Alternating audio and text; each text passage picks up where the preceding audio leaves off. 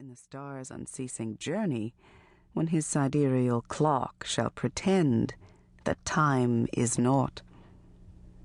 No retrospect will take us to the true beginning, and whether our prologue be in heaven or on earth, it is but a fraction of that all-presupposing fact with which our story sets out.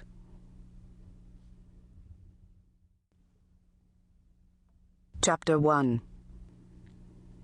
The Baron Georges Leopold Cuvier, in a letter to the Emperor Napoleon on the progress of science since 1789.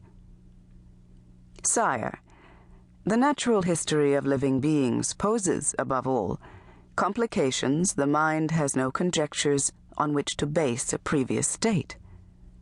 Nothing explains the origin and the genesis, which is ever a mystery, by which all human efforts have not achieved anything plausible. Great Eland, the English month of January, 1816. There was no freak show today, because it was New Year's Day, and it was my birthday.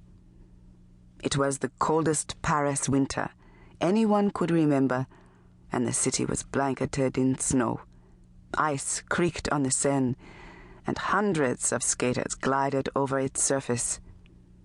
The bells of the Cathedral of Notre Dame tolled to celebrate King Louis's gift of 320 francs to feed the freezing and starving poor of the city.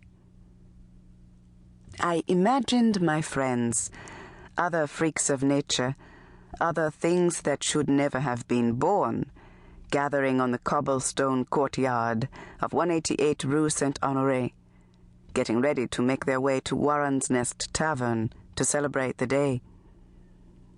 Miss Risdal, 30 inches tall and 35 years old. Miss Harvey, with her perfectly white knee-length silken hair and pink eyes. Mr. Lambert, a 12-foot giant. Count Borowiecki, a 2-foot midget. And Miss Duclos, the lovely, bearded lady. As for myself, I was much too sick to join them. My master, Chase-Riboud, had left early to celebrate with the other circus managers at a large dinner, but I was too ill and too ill-used even to care. I burned with fever, and my chest seemed clogged with a mysterious mass that all the coughing in the world could not relieve. I had felt this way for months. The spasms would seize me and choke me like a murderer. My chest would burst with pain, so that I held on to whatever I could find to cling to. A table, an armchair, the doorframe, to keep from falling. The large white handkerchief I always carried clutched in my hand these past weeks would come away spotted with blood. The Khoi had no word for what was wrong with me, but the English did. Alice Unicorn, my servant, whom I had found in a Manchester mill 2 years ago, explained it to me. After 5 years, I was used to the snow.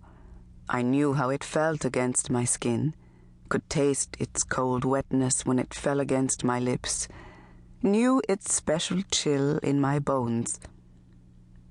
I needed to return to a warm, dry climate, she said, or I would die.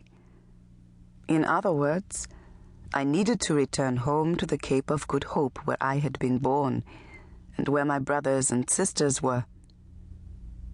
I wondered if I could ever do that. If it hadn't been this day, I would have been on display in the animal circus of my master, exhibited in an 8 by 12-foot bamboo cage, just high enough for me to stand, and almost naked, shivering in my apron of pearls and feathers, my leggings of dried entrails, my painted face, my leather mask, my dyed and braided hair, my doe-skin red gloves, my sheepskin lapa slung over one shoulder, my necklace of shimmering glass and shells, my crown of feathers, my cowrie seed earrings, able to stagger only a few paces,